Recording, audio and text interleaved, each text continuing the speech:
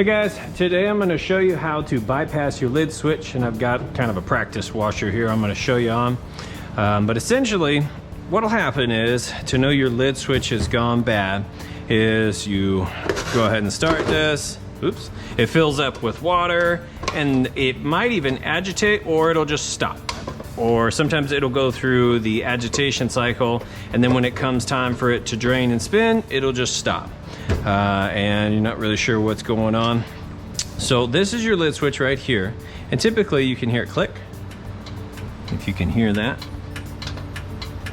But so this one's good, but if maybe it were hanging down, or you could reach up under here and you can feel it all hanging down on you and this isn't clicking anymore, that's a sign that your lid switch has gone bad. There's other ways to test it, like with a multimeter. You could easily pull it apart and stick your leads on there, and it would either tell you it's got continuity or not. But you know, if you don't have all that and you're just trying to fix it real quick because you got a ton of laundry to do, that's what this video is for, just trying to help people get through the immediate situation. You can always buy these lid switches on Amazon. They're like 7, 10, 11, 12 bucks, something like that. Pretty cheap. But I'm going to show you how to get through this switch right now so you can keep doing laundry. You don't have a couple days to wait. If you're like me, you got kids, the laundry never stops. So on this type of washer, it's a direct drive washer. There are tons of them that look exactly like this on the inside with your lid switch over here. That's what I'm going to show you on today. So in this particular model, these little plastic covers, you just pull from the top off. 2 screws come out here, then you can fold this back. There's little keepers here that are supposed to keep this on. This washer's been dropped, so it's all broken. And then you'll see this part right here. This is your lid switch. And I mentioned it in another video, don't cut these wires right here. I'm going to show you how to do this so that in the future you can buy a new lid switch and just replace it later when you have more time. But for now, what you're going to do is you're going to unplug this, and make sure your machine's unplugged. This one's not hooked up to anything. So you're going to just pull that off, and what we're going to do is we're going to get to this right here from underneath. So you're just going to reach under here, and there's 2 tabs right here on the side. You just pinch those and this will drop right through the bottom. There's a little hose you're going to feel. You have to reach around it to get it. Pull this guy, you can see that, over the top of your hose. Make sure, nope, I'm telling you wrong. Go underneath the hose. So you're going to push it down underneath the hose and pull it through. And you know, it might be on top on some and on the bottom on the others. Just depends on how they put it together, or if it's ever been taken apart, how they put it back together. So then this will pull out to right about here, and you just kind of tug on it. And sometimes there's clips up here that are holding it on. Just give it a good tug and that'll rip off. You don't need to pull it any further than this for now. But what we're going to do, you're going to need a couple of tools. Just a couple of things to get this one going. Actually, don't even need the drill. So we've got a wire stripper, and then a little, you could use a wing nut to screw down, or you could even use electrical tape here in a second, but I'll show you what that's for. So what we're going to do is we're going to cut the 2 black wires. I've seen them gray, white and black, doesn't matter.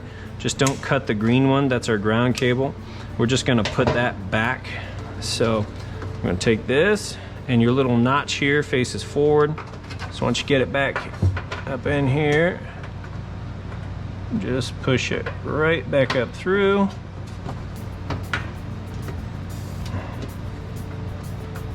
Okay, so now we're back in place here. We're going to take these 2 wires, and what I like to do is I like to, if they'll reach, they'll poke back up here, and they should, unless this has ever been replaced, and then sometimes maybe they won't, but that way you have access to everything up here. Now all we're going to do is we're going to put these 2 together. So go ahead and strip that, because what has to happen here is this switch closes a loop here. So when it goes down, it tells it the lid's closed, allows the power to flow through these to here, and allows the machine to run. So we're bypassing this. Now what this also means is that you're going to be able to lift up the lid and it's going to be spinning. We're bypassing this safety switch until you can get time to order one and pop one in. and that's a whole different video. There's tons. I don't know if I'll get to a video on how to actually swap out the lid switch.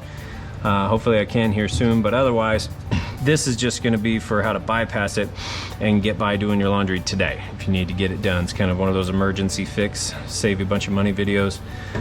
You know, because if you have kids, you definitely want to replace this, so if the lid gets lifted up, it'll stop. But like I said, for today, we're just doing it this way. Now we'll go ahead and crimp that down.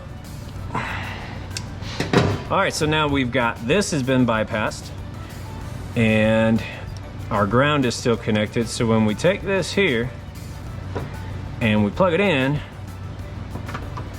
then what we've done is we've told the washer we're still grounded, and these two are closed, meaning it thinks it's closed and it's gonna allow your laundry to keep going. Then in the future, when you go and you spend the 5, 10, you know, 12 bucks on this part and get it in, then all you have to do, you haven't messed up these wires here.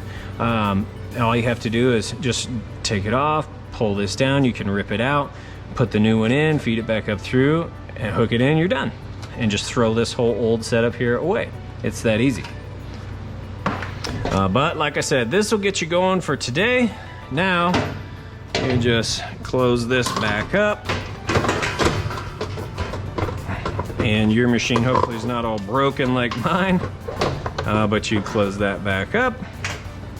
And then when you run it, you're good to go. It'll run now continuously. You bypass the lid switch and you can get your laundry done today. So I hope that helps some people. I've seen a lot of machines come in that they think it's broken, it doesn't spin out. Maybe they think the transmission's busted, and it's literally just this little $5, $10 part here. That's all it is. But you know, like I said, if you're in a situation where you need your laundry done today, maybe you have kids, whatever, can't wait even that 2-3 days to get that part in. This will keep your laundry going for now. If you don't have kids, then hey, this might just be a fix until the machine is done. So I hope that helps some of you guys. Quick little tip, save you some time, save you some money. If you appreciate this video and it did save you some time and money, like, share, and subscribe. We'll try to get this out to more people and help some more folks out. So thanks for taking the time to watch my video. Y'all have a great day.